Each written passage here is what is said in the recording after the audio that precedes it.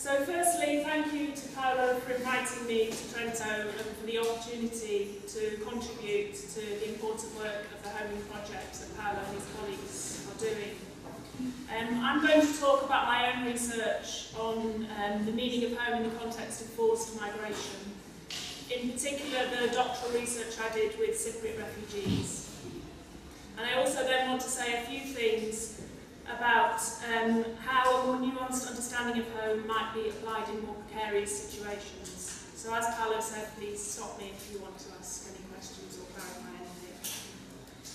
So Paolo asked me earlier when I first started to think about home. And when I was writing this paper, I thought I first started to think about home when I was doing my doctoral research. But then I thought, no, hold on a minute. I actually first started to think about home. My preoccupation with home began much earlier as a child. So this is actually the home I grew up in. That's me. So really my preoccupation with home began when I formed deep attachments to the bricks and mortar of this house I lived in, to my home city, which was Manchester, in the north of England, and everything that the city had to offer, to my family who lived in the house with me, and to my family's historical connection to the city, to the way we lived on a daily basis, our food habits, the daily banal repetitions of our family life, the local library I visited as a child, the walk I did every day to school, following in my father's long stride, the rockabilly clubs I went to when I was a teenager, the Sunday visits to church. All of these things were part of how I constructed my home.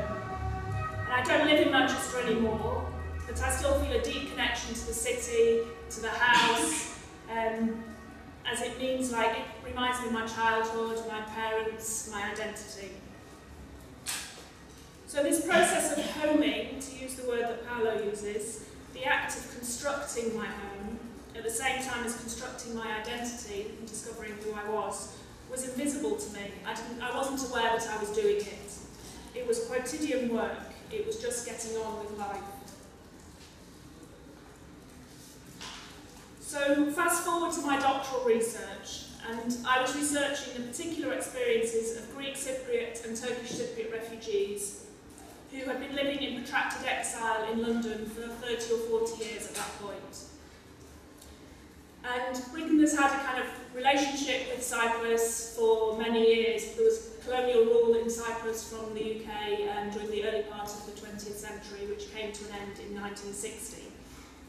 And after that, there was intercommunal violence in the 60s and 70s, and then a failed Greek coup and subsequent Turkish military action, which led to, in 1974, the partition of the island. Lots of Greek Cypriots had to move from the north, south, and lots of Turkish Cypriots had to move from the south to the north. There were 200,000 Greek Cypriot and 50,000 Turkish Cypriot refugees. But because of the colonial relationship with the UK, lots of those people actually came to the UK as well at the same time. And so these were the people that I was talking to.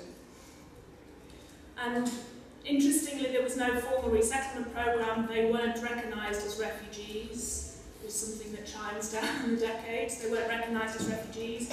They were called colonial citizens with special concessions. And so without a resettlement programme, they embarked on their own resettlement programme. So when I began my research, I naively expected that the Cypriots I spoke to might have a clear idea of what home meant to them. So they might say that London was their home now because they'd lived there for 30 or 40 years. Or they might say that Cyprus would always be home and they were always dreaming of return. But I didn't expect a degree of complexity and contradiction and the amount of energy that was expended on the ongoing process of making and unmaking home. So when I was writing my paper last week, I just turned over the Guardian magazine and this was on the back of it, so I just thought I'd include it. An advert for insurance, house insurance. I just thought the fact that it said your home is a life's work was very, very apposite. So here at the Homing Project, you use the verb homing to denote the social process of constructing and making home. And similarly, the more that I studied home, the more I understood it to be constructed, unfinished, and always in progress. than being something fixed. I also became aware of the need to recognise the context within which the process of construction is taking place. So my own life's work of constructing home has taken place over relatively short distances as I've moved between different English cities. The construction of home for those who migrate across borders and between nations is infinitely more complex. And the context of forced rather than voluntary migration also radically changes the picture. The construction of home, the search for home, the making, unmaking or remaking of home is a lifelong project for everybody, for all of us in this room, for everybody. But for refugees, the process is more visible and more pressing due to their forced removal from the home, village, town or nation and the urgent need to find another home. So an understanding of the concept of home has to be at the centre of the study of forced migration. Refugees are often defined by the fact that they lack a home, they are homeless. To put it crudely, a refugee is someone who's lost their home and is forced to seek another home elsewhere, either temporarily or permanently. But in the field of refugee studies, until relatively recently, and refugee studies is the field that I did my doctoral research in that field, home was often discussed in structural terms. So there was a here or there dichotomy. Were they back there? Were they here? And studies, until more recently, focused on the conditions that led to flight, or the success or failure of resettlement, or the process of repatriation, rather than looking at the lived experience of home.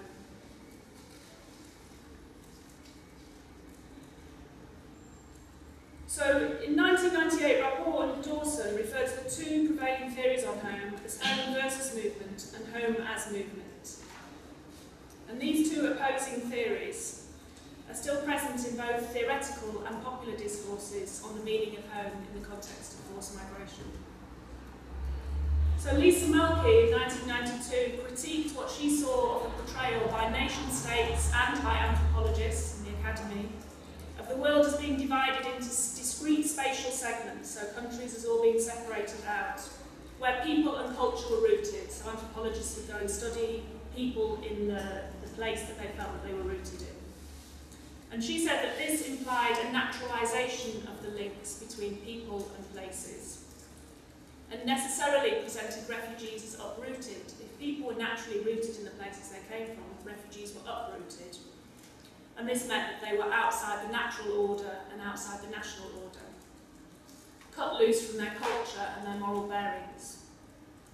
So Melky uses the term sedentarist to describe this portrayal of territorial displacement as pathological, instead of seeing it as a product of history, as an ever unfinished project. So she said that these definitions of the world divided into these spatial segments meant that refugees were seen as a pathological, separate to these discrete spatial segments. And this logic still persists, especially in the discourse of the nation-state, which continues to present refugees as other, certainly in the UK and perhaps there in Italy as well, presenting refugees as objects rather than subjects in order to facilitate their exclusion. So the antidote to the sedentarist view of home and displacement was often seen in postmodern ideal of universal mobility in a globalised world, celebrating migrants as postmodern subjects par excellence. The idea that the postmodern world was a world in which people could move freely and move about, and that migrants were these postmodern subjects.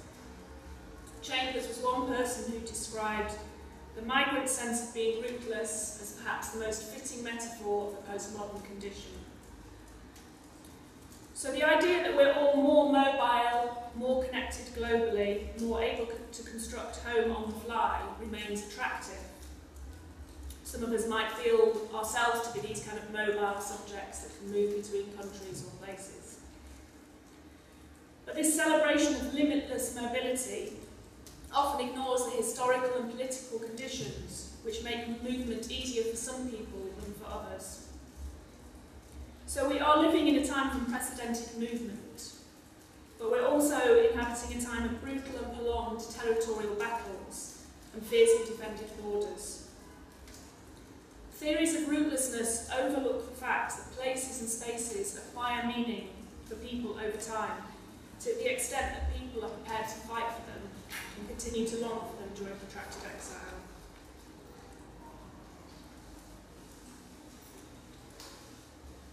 So the concept of mobilities is perhaps more helpful for understanding the relationship between people and place, fixity and movement. So it rejects sedentarism, same as Malky had done, but acknowledges the connections that occur during the process of constructing home. So Hannam and colleagues refer to spatial, infrastructural and institutional moorings, which facilitate mobility and see place as a product of performance rather than a fixed identity, allowing for home to be in a state of constant reimagining.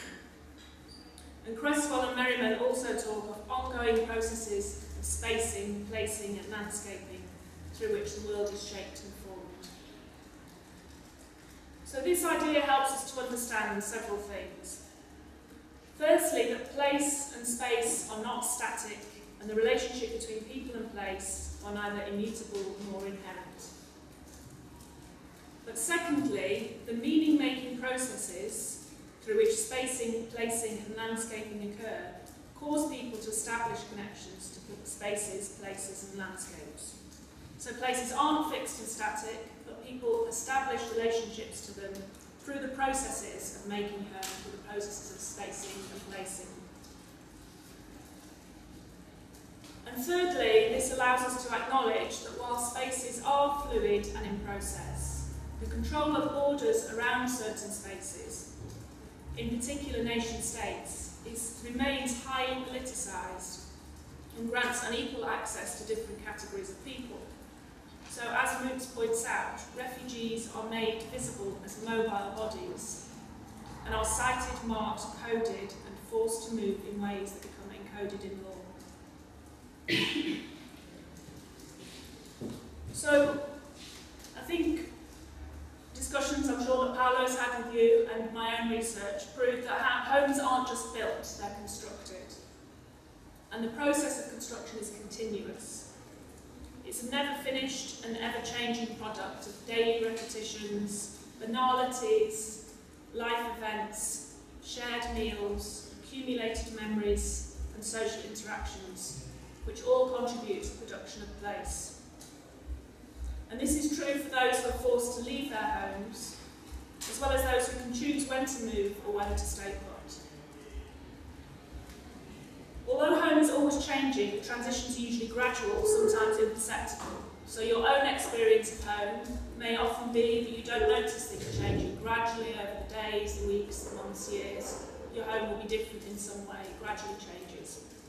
But for refugees, there can be a sudden and often violent shift, a rupture with the very factors that made home homely. So the concept of home unmaking can be liberating and energising when it occurs as part of the natural life course. Many of you might enjoy that process of home changing and unmaking home and making home anew. But for those who are forced to leave their homes, the process can be brutal.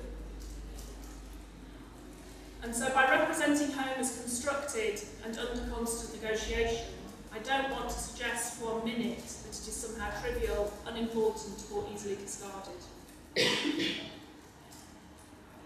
So by complicating the idea of home, we can begin to appreciate that when someone loses their home, they're not only losing a house, but also their social networks, their intimate knowledge of how things are done in their neck of the woods, what Bourdieu calls habitus. They're losing the embodied home that can be experienced in the taste of an orange or the scent of jasmine, and they're removed from the frame of their memory and their plans for the future. So the Cypriots I spoke to still felt a profound and lasting attachment to Cyprus and to their specific villages and towns. This is 30 or 40 years after they left them. And these attachments were made all the more poignant by the fact that they didn't choose to leave and had been denied access to their lost homes for 3 decades. This been built up during their daily lives in Cyprus, but also since they left the island by sharing collective narratives of belonging.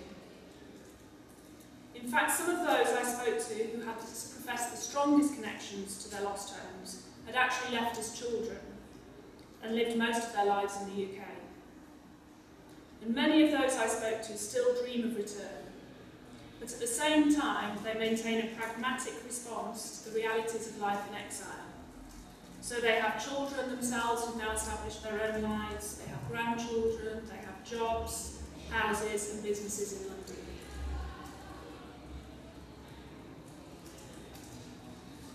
So home is not easy to pin down. It's a slippery concept, a feeling, an idea. Home is multiple, mutable and contradictory. And when I listened to the Cypriot narratives, I didn't have a preconceived idea of what I was going to find out. I listened for patterns. And 4 aspects of home emerged through the narratives that I listened to. And these were the spatial, temporal, material and relational. So just to relate that to this picture, this is a picture of Turkish Cypriots in their home in the south of Cyprus, and this family became refugees after the border was closed and the island was partitioned. And so the idea of the spatial home, you can see obviously this is their house. Their house is built near other houses that belong to their family. There'll be the streets of the village, the places of worship, the shops. It'll be linked to other villages and other towns. The temporal home can be seen both in the daily life that will carry on in the house, the daily repetitions, but also in the fact that the things that grow, the harvests that will happen in the different times of the year, and in the ages of the people there as time passes. And the material home can be seen in the flowers and the vine growing over the doorway, whereas the relational home is in the fact that this is a mother and her 2 daughters, but also in the fact that there'll be other members of the family that live in the village, other kin, other people that they have networks with outside of the village. And so for me, the intersection of these 4 aspects of home gave a more dynamic and complex understanding of the lived experience of home. So the spatial home, firstly, the spatial home isn't discrete housing units. It's not just the house, the physical house, which I know is often studied in sort of discussions about home and theories about home. It's also the relationship between each of these dwellings and the rest of the built environment. So houses, shops, churches, mosques, hospitals, streetscapes. All of these things facilitate how communities relate to each other. Where children play, where neighbours stop and talk, where residents socialise and pray.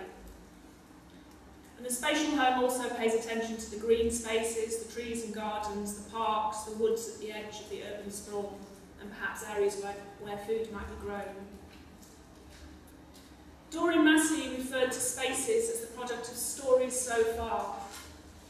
Spaces being produced by people and practices over time, resulting in what she called a thrown togetherness. And what she meant was this is the meeting point between the human and non-human elements of places.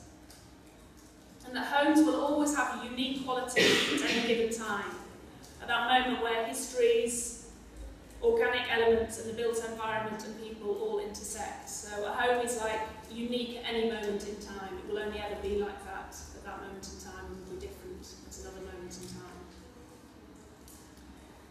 So the Cypriots I spoke to painted a picture of the built environment of Cyprus, their villages or towns, the landscapes, the streets, the family houses, but they also talked about the ways in which they'd adapted to and had adapted the spaces of London, and I'll show you a little bit about that shortly. So I also realised from the narratives that home also has a temporal aspect to it. It incorporates memories of past homes, the lived experience of the present home, which is always in flux, and dreams of future homes. And we tend to see time in linear terms, but home is more likely to be cyclical, repetitive, and chaotic. So in everyday routines, recurring events like birthdays, religious festivals and harvests, which all contribute to the construction of home. And home can also be seen in the way that refugees memorialise lost relatives and the lost home. Downing warns us, however, of the danger of seeing refugees as what Downing refers to displacement as being an unexpected destabilisation of routines, which forces a re-examination of primary cultural questions. But we also need to be aware of the danger that refugees are sometimes presented as being in a liminal state. So this idea that refugees are existing in a kind of state in between the past and the future. And we need to be wary of pathologising refugees in that way. So the third aspect of home that I referred to is the relational home. This is the relationships with family and friends, as well as wider social networks. These can be close bonds and weak ties, which all work together to engender emotional effect and produce social and cultural capital. So Zeta said that home was not just physically bound in space, but a living organism of relationships and traditions stretching back into the past. And the relational home is crucial to our understanding of home. And the dismantling of social networks is often seen as one of the hardest aspects of displacement to bear, with the resulting loss of social capital, which Cernio described as social disarticulation, being potentially catastrophic in the early stages of exile. So as one Turkish Cypriot man said to me, obviously it takes time to get to a new system. City life for me was very strange and scary because everything was different. I felt isolated and sometimes I felt lonely. Sometimes I felt that I wouldn't be able to succeed. But it's also important to remember that far from refugees being unskilled and anonymous people, it's the unfamiliar context that is temporarily disempowering, rather than the refugees themselves as being unable to function. The fourth aspect of home that I identified is the material home. And I know that material home again is used in studies of home to refer to material objects, but I reuse the term material home to refer to organic matter. So I'm talking about plants, trees, crops, soil, and other aspects of the natural rather than the built environment, which are central to the experience, the embodied experience of home. So it's like the taste of orange, the scent of jasmine, the trees which provide shade, fuel and fruit, and the soil in which food is grown and ancestors are buried. And the material home, I think, is crucial if you're looking at the recreation of home in a new context. So for the Cypriots, for example, plants provided a sensory and material link with the lost home, as well as making home in London more pleasurable. So lots of Cypriots planted plants they were familiar with in the new environment. And food as well is a portable practice. Food is something that migrants and refugees can take with them. And it can provide embodied memories of Cyprus, as well as creating homely feelings in a new context. So by juxtaposing the spatial, temporal, material and relational aspects of home, I felt that I was getting a little bit closer to understanding the complexity of home and how these multiple aspects are interconnected and inseparable. Of course, this is just one model of understanding home. There's many other possible readings of home, and I think settling on one definitive framework or model closes down the debate rather than opens it up. So this is just one framework that I offered as a result of my own research.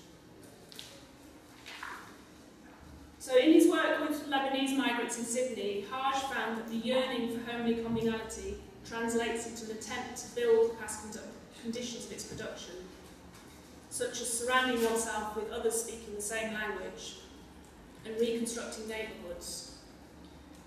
And refugees use a variety of emplacement strategies to reproduce the feeling of being at home. So this can be eating home food, growing home plants, meeting others from their community, practicing their religion, performing their identity to engender belonging. So Cypriots have been very skilled at making London their own. in particular transforming the area of Green Lanes in Haringey, which is an area of North London. So Cypriots initially came to Camden, Euston, central London and moved out. And this area of Green Lanes in Haringey became known as Little Cyprus. This main drag was where, in that period of 50s, 60s, 70s, the Cypriots congregated. And these are a few places that still remain. So Yashar Halim is a Turkish Cypriot shop which sells the most amazing pastries if you ever go to London. And the shop in the corner, although it looks like it's actually from the 1950s, is still open, and that's what it looks like now. A shop called Andres Niklis, a Greek Cypriot shop that sells everything, oranges that the owner will scratch and make you smell to prove that they're real oranges and not fake oranges from the supermarket. And then also coffee shops. So in Cyprus, coffee shops, the men would have coffee shops in each village square, and the men would sit outside and take their coffee. When that was transported to London, the coffee shops, often having the names of the villages or the areas. This is Pentadactylos, after the Pentadactylos mountains. So the coffee shops were often named after the areas that people came from.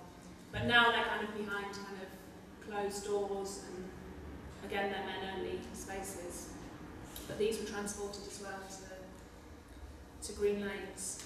And Floriandias, who's done a lot of research with Cypriots, has described Haringey as an ecological centre of the Cypriot community where ethnic concentration and association are instrumental in perpetuating the ethnic category. So also in Haringey, a derelict Anglican church, so it was a Church of England church that wasn't being used anymore, that became a Greek Orthodox church. And is now still somewhere that brings, even though lots of Cypriots have moved to other bits of London, that church is seen as somewhere that brings the communities together. And the priest said to me, we live very long distances here, and the only time the families get together is for a church event like a wedding, a baptism, a memorial for the dead. So that church is still seen as central to the community. And then community centres, Cypriot Community Centre and the Turkish Cypriot Community Centre, which are also ways of bringing the community together.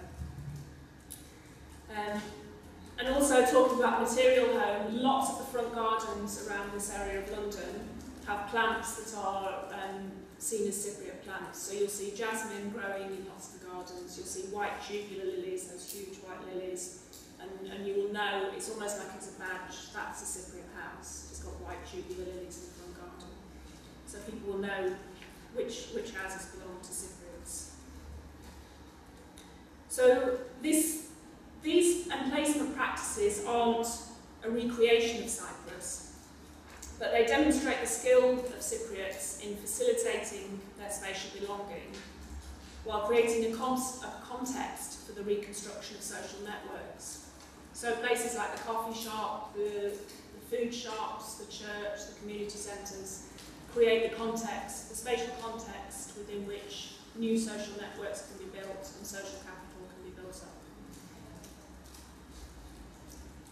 As Massey states, place changes us, not through some visceral belonging, some barely changing rootedness, as so many would have it, but through the practicing of place.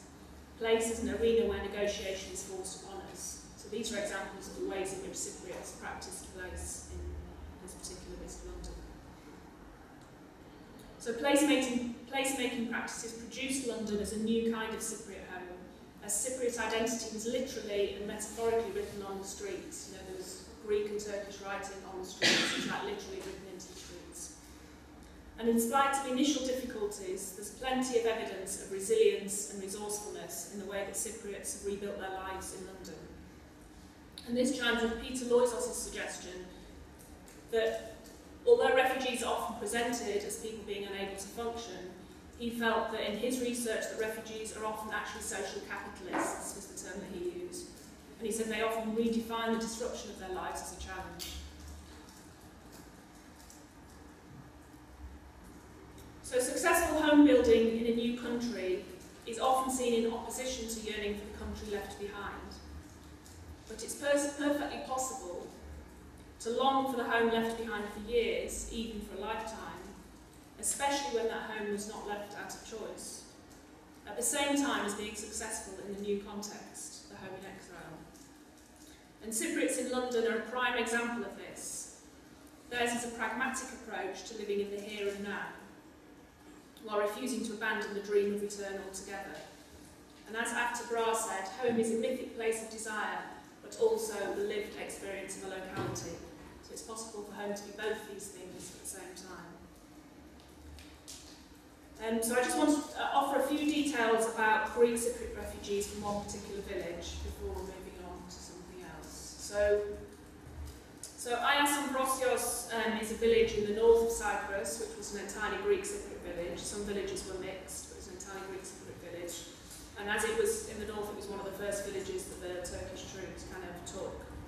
And the villages of Ayas Ambrosios are very politicised and continue to this day to kind of campaign for the return of their village.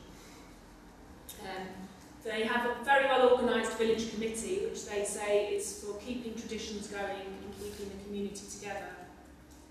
They campaign for the right to return to their lost homes, for the removal of Turkish troops from Cyprus and for the reunification of the island. And one member told me that the purpose of the committee was to help us not forget our village and keep the flame alive, this idea of keeping the flame of the lost home alive. This could be seen as a backward-looking strategy, concentrating on preserving the memory and culture of the lost home, while campaigning for the restitution of that home. But the strategies that the villagers from Ayas Ambrosios employ also demonstrate their skill in creating belonging to the London home. So what Harge calls the yearning for homely communality. So the villagers still hold an annual dinner dance, and it's now 44 years after they left their village. They still hold an annual dinner dance. And this is to continue the tradition of the apricot festival that was held in the village square when the apricot harvest was brought in. So every year they would have a big party outside of the village square, and now they've been doing that in London for 44 years. And central to the event, both in Cyprus and here, is the apricot dance, which the girls in the village are taught. And now the villagers, the girls that do the dance are now third generation girls. They've never lived in the village, and in many cases have never seen it, but they're still doing the apricot dance to celebrate the harvest. The repetition of this long-established ritual reminds villagers who they are, at the same time reminding them of their lost homes. The second and third generation villagers who learn the dance learn the cultural identity of the village, so that they can perform as proper children of Ayas Ambrosios in the context of exile, but also in the hope that one day they might return and perform the apricot dance in the village square. So the dance has changed from being an expression of culture and a focus of celebration in Cyprus to a representation of home. It provides continuity with the temporal home of the past, while staying true to the cycles of nature and the material home. But ironically, it's celebrating a harvest that no longer takes place. But it's also possible, as well as these reasons, that villagers enjoy these annual gatherings and the repetition of the apricot dance simply because it makes them feel like they belong. So engendering the sense of being at home in London. So while the loss of the relational home through the shattering of social networks is seen as one of the greatest losses, these villagers have been very skilled at rebuilding and extending these networks in a new context.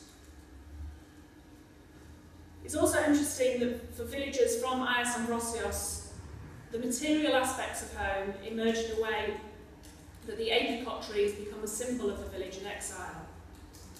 So in Cyprus, the apricots represented the financial wealth of the village.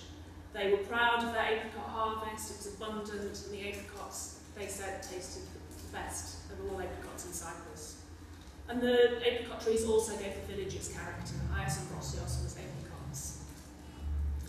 And now apricot trees are planted in inner city gardens in London. So Dimitris, who's the village leader in exile, said to me, every person from our village who finds an apricot tree in his garden.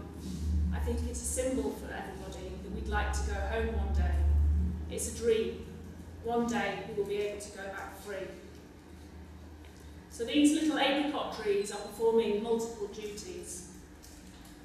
They're a familiar feature of the landscape of the village, so they reproduce the sights, scents and tastes of Cyprus, of the Cypriot village in a new context. They bring back memories of Ias and Brosios, but at the same time they make London seem more homely. The trees also doing political work as a symbol of the lost home, demonstrating a commitment to return. And Demetrius' political commitment to his lost home is never in doubt. He was expressed his political commitment to returning very strongly. But he also accepted, sadly, it's not feasible for me to go and live there and start a life that I started 30 years ago. So this chimes with Bra's assertion that home can be both a mythic place of desire and a lived experience of a locality. Demetrius very strongly expressed the desire to return, but also accepted that even if the political situation changed, it would be unlikely.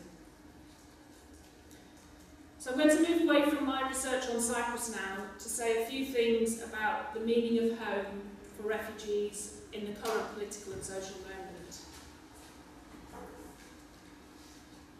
So, what does home mean for those at the sharp end of the so-called migration crisis that we're currently living through?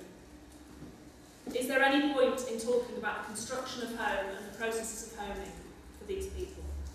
I think there is. For refugees who are still undertaking their journey to safety or are in the process of seeking asylum, home can still be found sometimes in the provisional and the contingent. And people inevitably involve themselves in home building practices, even in the most inhospitable of situations. So I went twice to the Calais jungle briefly to volunteer. So I'm not claiming to be an expert, and there's plenty of people who have done studies of the Calais jungle. But I have a few observations from the times I went there. One is that the home in the jungle was constructed in moments and in interactions. The spatial home could be seen in the ways in which residents created streets and how areas of the camp became associated with particular communities. So there was the emergence of cafes. You can see here the Peace Restaurant, there was also the Afghan Cafe. There were lots of cafes. I don't know if any of you ever visited there, but there were streets and cafes lining the streets.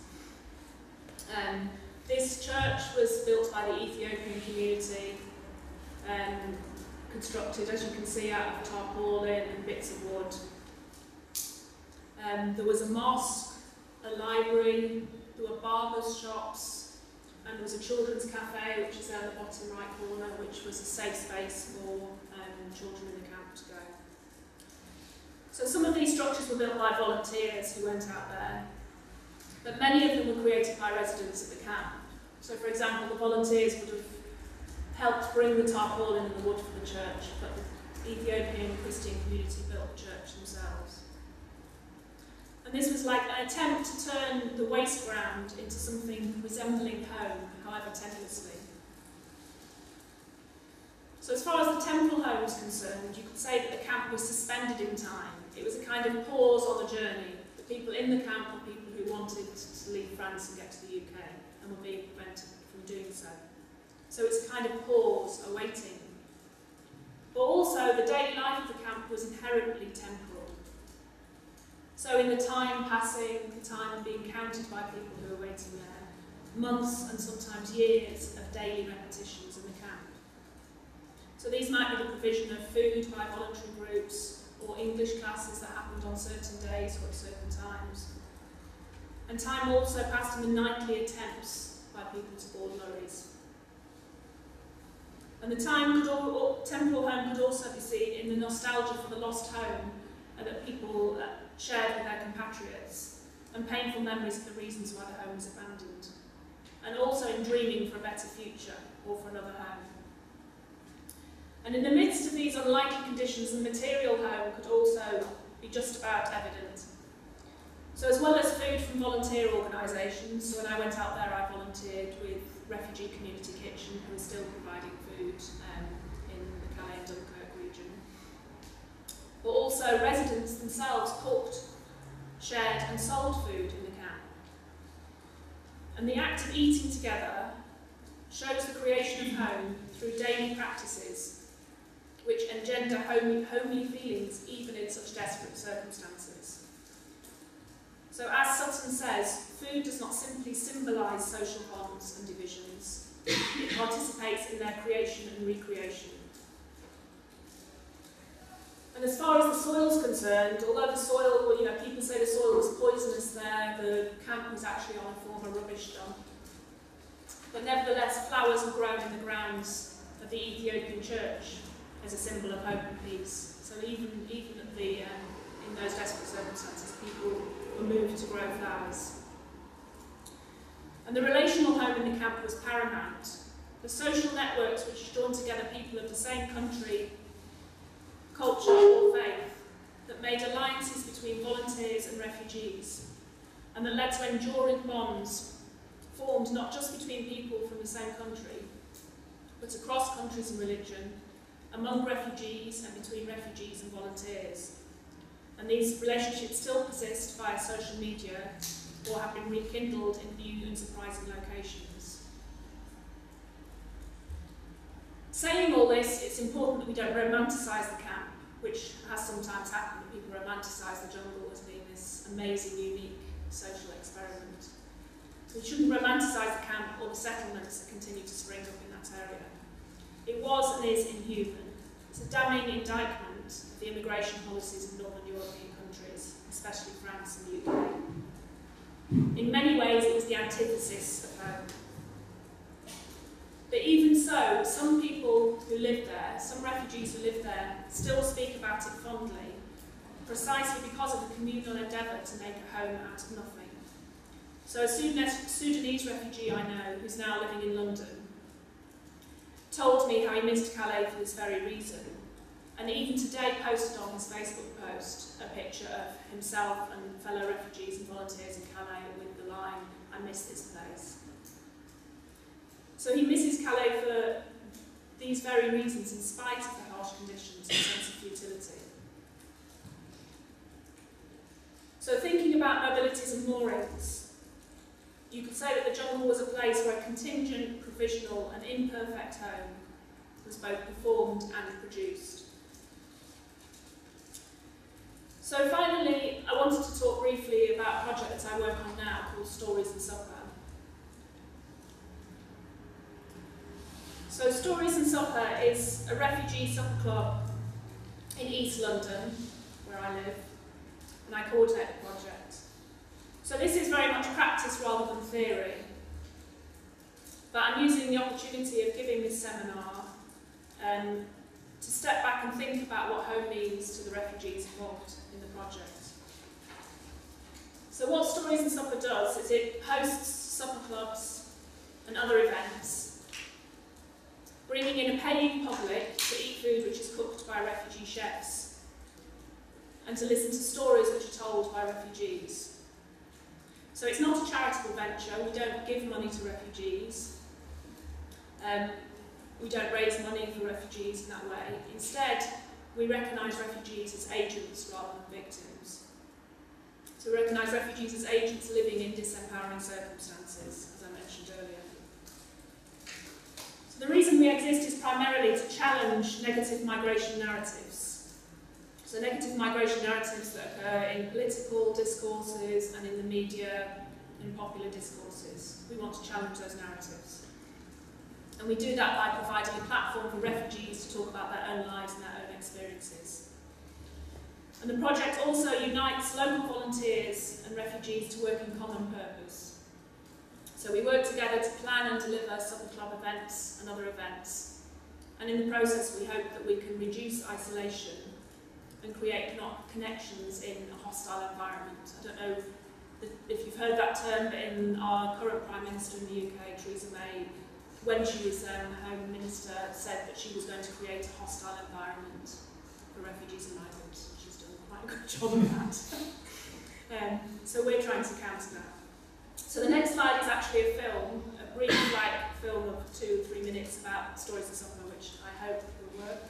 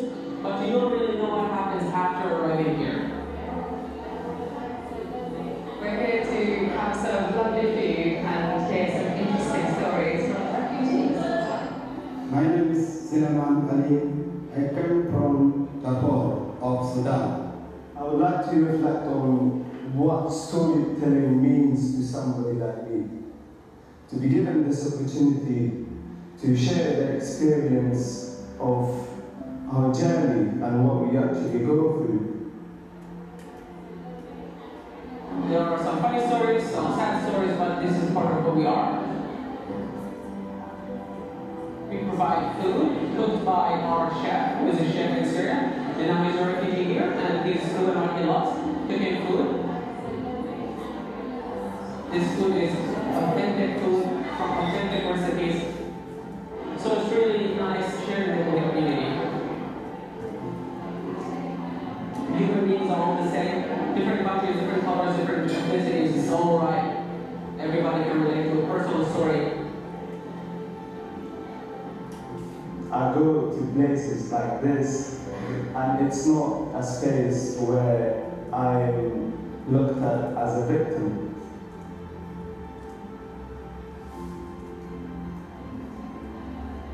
It's really nice being here, feeling welcome, talking to different people, trying to contribute something and pay back to the community.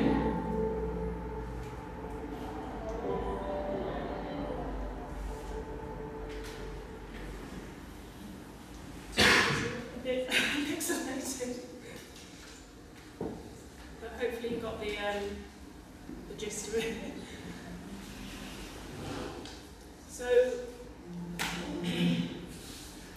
So for many of the refugees in our team, home remains provisional and contingent. Some of them have uncertain status. They might be facing deportation or be homeless, while some of them have leave to remain and a few have secure accommodation and employment. So in the UK, those who are still in the asylum system live on £5 a day and don't have permission to work, so asylum seekers aren't allowed to work in the UK. So how can home be constructed in these circumstances? So the dwelling space, the place that people live, is often provisional. Refugees are placed in shared accommodation during the asylum process and can be moved from one area or town to another without their choice. It's quite rare to be housed in London or other major cities, which of course is where the strongest social networks are likely to be accessed. And once somebody is granted leave to remain, they then have 28 days to leave the government-provided accommodation. And many end up homeless as a result, or have to move to a different area and once again lose their social networks. Which makes you think it's almost as if somebody in the Home Office has actually been reading up on the theories of the construction of home and is trying to make life as difficult as possible. So Ghassan Haj suggests that 4 elements are necessary in order for migrants to feel at home. He refers to familiarity, security, community, and a sense of possibility. Security is all but absent during the asylum process, and even beyond it, when housing is precarious and leave to remain, when it's granted, is often only granted for a limited period in the first instance. And a sense of possibility depends on the potential that at some point in the future, it might be possible to not look over your shoulder, to find legal work, to find somewhere to live, maybe even dream of seeing family again, or starting a new family. The Stories and Songs trying to create a sense of possibility through providing opportunities for chefs and for storytellers. In the meantime, familiarity and community can be tentatively built upon in a precarious situation. So while family is largely absent for the refugees and the Stories and Supper team, moorings are based on connections they have with people from the same country, especially people who come from the same region, city, town or village, who have a more intimate knowledge of how things are back then. So if one of the refugees in our team sometimes brings along a friend, it might be a friend that they know has come from the same specific region, and there's a specific bond between them. These key people in the fragmented social network could live 2 hours away across the other side of London. They might live in another city, or they might still be on the journey from Eritrea or Sudan or wherever. They might even still be living back home and are accessed via social media. So there's lots of those social networks still existing by phone or social media. Nonetheless, these people are central to the idea of a relational home. Also to this construction of social networks and the tentative creation of social capital. People also establish connections with people with similar migration experiences. So relationships were formed on the journey in Calais, for example, or even in the UK. Faith networks, once again, provide people with a sense of familiarity and community, while the physical buildings of the church and the mosque can be a safe space in the spatial home. Connections are also formed with those who offer solidarity and support via English classes or other initiatives. And we hope that Stories and Supper contributes to this feeling of belonging. And we've also learned that the relational home is just as likely to be built on a love of football, which apparently seems to be the universal language. So while insecure accommodation makes it difficult to feel at home in a new location, things like familiar bus routes which are taken repeatedly, places visited and regular activities become a way of grappling space and time into a homely shape. The acquisition of local know-how, which bus to take, where to buy food more cheaply, where the mosque is located, help to build a sense of spatial belonging. Those of our team who are still in the immigration system must to some extent live in the present. But it's a present informed by memories of back home, as well as memories, good and bad, of their journey and time already spent in the UK. Meanwhile, the repetition of English classes, Stories and Supper sessions, football games, Friday prayer or Sunday Mass provide a temporal structure to daily life, and planning for the future seems too risky. So when we cook and eat together at Stories and Supper, we generate food memories, which recall other locations, time and people, as well as creating new food rituals. We talk about food, we debate things like the correct way to make hummus, with or without garlic. This is a heated topic. We also listen to stories as our refugee team members share about home, about their journeys and about their tussles with the immigration system. Crucial to us is that refugees are seen as agents, not victims, as I said earlier. And as Said said in the film, it was important to him to come to a place like that and talk and not be seen as a victim. And the refugees in our team demonstrate that agency through cooking. For example, refugee chefs cook and demonstrate their skill. Through telling their story and being listened to, not having to tell their story in the context of a Home Office interview where it might determine their right or not to stay, but being able to tell their story in a supportive context on their own terms. And another crucial thing is being able to give rather than just receive hospitality. So when we explain the project to people, they often think we're cooking for refugees. They think it's a bit strange the way we do things. But we're saying this is really important because for somebody who doesn't have the money or the means, when hospitality is a crucial way to build social networks and to make relationships with people, to be able to provide that hospitality by showcasing your skills as a chef, by cooking for other people, is really important. And we also hope that what we do at Stories and Supper is that we provide a space of welcome and encounter in an otherwise hostile environment.